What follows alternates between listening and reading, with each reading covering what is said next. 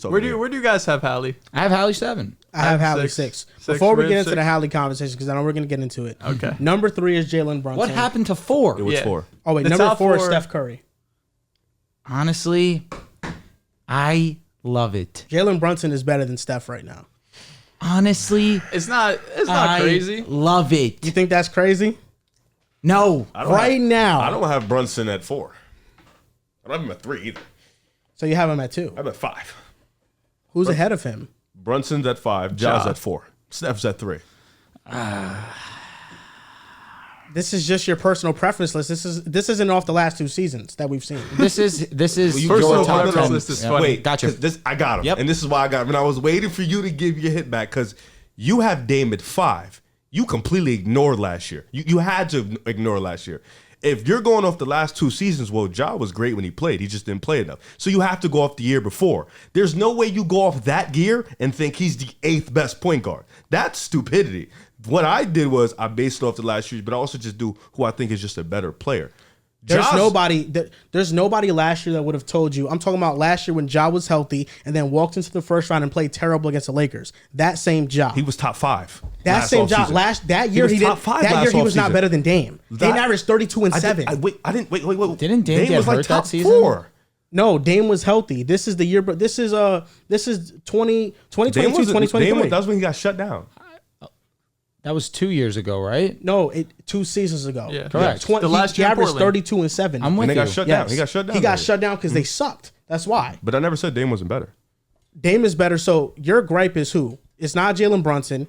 It has to be Tyrese Haliburton. That's your You have gripe. him at fucking 8. Yeah, 8 is really low. What is the thing? 8 is when low. you look at Ja Morant and Tyrese Haliburton, they are both offensive superstar oriented point guards. That's what they are. Both of them as defenders, even if you want to say Ja's a little bit of a defender, whatever. Defense, yeah. We're really just measuring their offensive output. In a vacuum, when you look at the box score stats, okay, Ja averages more points. Tyrese, we know, averages more assists. Tyrese is more efficient. He's a better shooter. Is high assist, low volume, turnover type of guy. Ja Morant is not. And when you talk about their offensive output, Tyrese Haliburton is led at number 2 ranked offense. Tyrese Haliburton has better offensive players. Ja Morant has never led an offense that you're high. not using context. You're not using context. Their half-court offense always ranks bottom 10 in the you're league. not using Is context. it because of Ja Morant or because of the team around You're talking about a tough. team with 2. Both teams have 2 great playmakers. This Can we all team agree that on that? Tyrese Haliburton had around him, the team that when he got there They have was spacing. one of the worst teams in the league, and he brought them to 500. Joel, both of them are great playmakers. Nobody's disputing that. One team has an actual offensive cohesive system with an offensive head coach. You're ignoring that. That didn't happen until Tyrese got there. And I'm Yes, arguing it didn't happen I'm until the arguing- point Memphis guard also got there. didn't start winning until Ja got there. I'm arguing. Yes, the that, shooters they didn't were get great their with shots Grant until and the point guard Grant got era. there. That They was went into a years rebuild. ago. They were a that top was 3 pick. What do you mean? That was just a year before. They selected Ja number 2 They overall. just had Mike Conley, and they transitioned to that era. The That was for like a Grizzlies, year, dude. the Grizzlies deliberately got bad, but the Pacers were in the same situation. The Pacers were a middling team. They traded all their assets. They traded Sabonis for Tyrese. The Pacers were a terrible team. Let's not act like Tyrese walked into a great situation. I have a question. The Pacers, but listen, the Pacers were a bad team. I can't say that for the Grizzlies. When Tyrese was healthy in his first year when he got traded to the Pacers, when he was on the floor, they had a top 5 year did offense. he get there? He got there 2020 21-22. Facts. 21-22? They were bad for 1 year. You lied. In 2022, 2023, They were bad for 1 year. they were bad when he wasn't on the court. They were a top 5 seed, and then when he got hurt, they fell off. You just said before Hallie, they were bad. They were bad for a year. They were in a rebuild mode. That shit was a year. Yeah, but why was the rebuild quick, Riv? Because they got Tyrese. Yes, that's but why. they had shooters. You're not understanding. You're just completely. Aaron ignoring. Nesmith, what was he with the Celtics? I'm Dels? talking about last year. He got minutes. What is Aaron Nesmith with the Pacers now? He got a really opportunity, good player. but he's a great player. But He's a even when great he was with the three-point shooter. Celtics, he He's a great wasn't good with the defender. Celtics. They tried to give him he just- opportunity, I don't and he understand wasn't good. Not a lot of opportunity. Does the Pacers have a better offensive cohesive system? It's not close. Take out the point guards. Take out the point Yes, guards. but it then that it helps. doesn't matter in I feel like in 90% of situations, Tyrese Haliburton being your point guard will get you a better offense than Ja Morant being your point guard. I don't know about that because He's a better shooter. Does Tyrese Haliburton have a full stretch of a season better than Ja Morant? No, he does not. Not even close. Like Tyrese has these moments. He just got banged up. Ja's gotten hurt too, but we've seen multiple year stretch of Ja being that dude. Why are we Well, acting like Ja's ability to put pressure on the win wouldn't create so much space and opportunity? It would be crazy. Like, Nobody said that he doesn't create space. Yeah, the only real spacer that they gave Ja Morant when Ja Morant was on the court was Desmond Bane. That was it. You would be ridiculous to say that Ja Morant doesn't limit their half court offense. He still has not been able to be great under a half court. He limits a half court offense that's already limited and doesn't have the pieces. Yes, what I'm saying is, if you plug him in an offensive system, in a system that has the offensive pieces, I don't think he would show them same limitations. And Tyrese Haliburton is not this magician. He's still limited in his offense too. So he's a way better passer and playmaker than Ja. He's not a way better playmaker. But he can't get to a bucket the same way Ja. Well, he can't get to the rim. Do it differently. But he can shoot way better than him off the dribble. You know those, but a lot of it has to do with the ball movement. When he gets to the rim, Hallie cannot do those same things. With Tyrese Haliburton, we're saying, okay, for a full stretch of a season, the full stretch of this season, Tyrese was a 20-11 guy. Led the league in assists, even with his injury. Wasn't Ja 28 and 8? 28. I'm not saying Ja numbers wasn't great. His numbers were great. Were silly. But ultimately, when you're talking about a point guard, it's about who's leading your offense. Russell Westbrook got better counting stats than Steve Nash. Steve Nash is better because he leads a better offense. Tyrese has shown he leads a better offense. The Pacers were in rebuild mode. The first year Tyrese got there, when he was on the floor, they were great offensively. The second year, when everybody thought they were going to be complete trash and a lottery team, they overexceeded all expectations and were a top 5 seed, one of the league's best offenses. Then he went down and they were completely irrelevant. And then he got back. And out the playoff picture. He got back when injured. He was hurt. But when he was out, they lost a stretch of games. They were on a 5-game win streak. They lost a stretch of games. Then this past season, they were a top 6 seed in the Eastern Conference, and he led the second best offensive rating. Quick question. Ja never led a team to number 2 in offensive rating. Joel, I think what I'm going to say is has he ever been to the please conference finals? Ja? No. Tyrese has been to the conference finals. Because everybody got fucking injured, Joel. Like, what are you doing? Ja Morant. Last time he was in the playoffs was bad. Against the Lakers, he was bad. He was also hurt. Yeah, he was bad. He was Joel, bad. what's the favorite thing? What's your favorite thing you like to tell me about Jason Tatum? What's your favorite thing above all about this run with the Celtics and Jason Tatum? The one thing about him and his role, play style on this team. What do you think that is? You're gonna have to remind me. If you replace Jason Tatum with superstar X, Y, or Z, the Celtics would be in the same place. If Ja Morant replaced Tyrese Haliburton, do you not think they would still have probably number 1 offense in all of basketball? I think Tyrese makes that go, and people are underrating his ability to be the catalyst of that offense. You have that high-paced offense with Ja Morant going in transition. It would be crazy, bro. Tyrese, for one, Ja would not get guarded the same way Tyrese gets guarded. He would get guarded worse. No, actually, he wouldn't. In the first round. Why do you say that? Because this is my reasoning. In the first round, harder to guard Ja than it is Tyrese. That's just easy. This is the difference. In the first round versus the Milwaukee Bucks, where the numbers didn't look great for Tyrese, he still impacted winning at a high level. They were doubling him as soon as he got past half court. Why are they doubling? Oh, they have a threat of a shot. Tyrese Haliburton is getting guarded way further from the rim in a way that drives. But Ja Morant cannot. No team is guarding Ja at the half court line. Nobody's doing that. No, but when he because gets to the threat rim, of you're shooting is help. not there. No, stop. Nobody is guarding Ja Morant at the half court line because if you do it, he's going to blow past you. But also because he can't shoot. He also can't shoot. He also can't shoot. That's why. Can't shoot. Okay, I was going to say. In the playoffs, he actually can shoot in the playoffs. In the playoffs, he shot 40% against the Lakers, and we all saw that series. He was dog shit for the majority of it. He shot 40% against the Warriors. I wouldn't say he was dog Yes, he had one game where he rained a ton of threes in garbage time. His wrist was cooked. He had one game where he rained a ton of threes in garbage time. For the majority of that series, he was terrible from the perimeter. He was terrible. Ja Morant, he's not going to get guarded the same way Tyrese Haliburton is going to get guarded. It's easier to guard somebody, especially if they're 6'3", from getting to the rim than it is if they're an elite shooter. It's much harder to guard an elite shooter than an elite driver, especially if you're 6'3" and under. What are we talking about? Why has no team been able to do it? What do you mean? How many teams have guarded Ja Morant and really The Lakers limited them in the series. He was injured. Bro. They also have the perfect game plan. Before he got hurt, he wasn't good. He wasn't good before he got hurt. Game 1, if I'm not mistaken. So we're not using an injury card with Tyrese because he was hurt all throughout these playoffs and in the regular season. It's kind of a flip thing. You use it with Hallie, but you're not using it with Ja. He's not using it with Hallie because Tyrese's numbers after he came back from injury. I wasn't really talking about Hallie injury or not. I was just talking strictly about Ja Morant. I'm saying Ja. If you look at that series, if you just watch it, I beg you to rewatch the series. He just wasn't good. Series, he wasn't good. Again, I thought he had a couple games. If I'm not mistaken, didn't he fall late in game 1? I think it was game 2 he fell, and it was on his left wrist, not his right. So it shouldn't really. I remember the game was really shouldn't affect him. Crazy. You're using your. It shouldn't affect him as much. If you fall on your left wrist, your right wrist, and your right is your shooting wrist, it's different. It's gonna affect him, bro. It's gonna affect him a lot. Oh my goodness. Let me know if I thought it was late game 1, but I know the series. You got to dribble. You got to protect when you're driving. Like, what if you want to finish with your left hand? That would be unfortunate. If I want to go left, like my hand is messed up. That's a crazy thing to say. Listen, they both did a lot of things with their respective franchises in terms of just building them up. In game 1, yeah, he did. Okay, I thought so. He was terrible in game 1. Was he? What was the stats? He was terrible in game 1. You can look at it. I'm just saying, it's not. You're the one that started this, Riv. I'm saying it's not crazy to have Tyrese above Ja Morant. You could value Ja Morant's flashy play style more, and we're not saying he's not a great player, but you don't value what Tyrese brings to the Pacers offense. That's what you don't value. I have him at 7.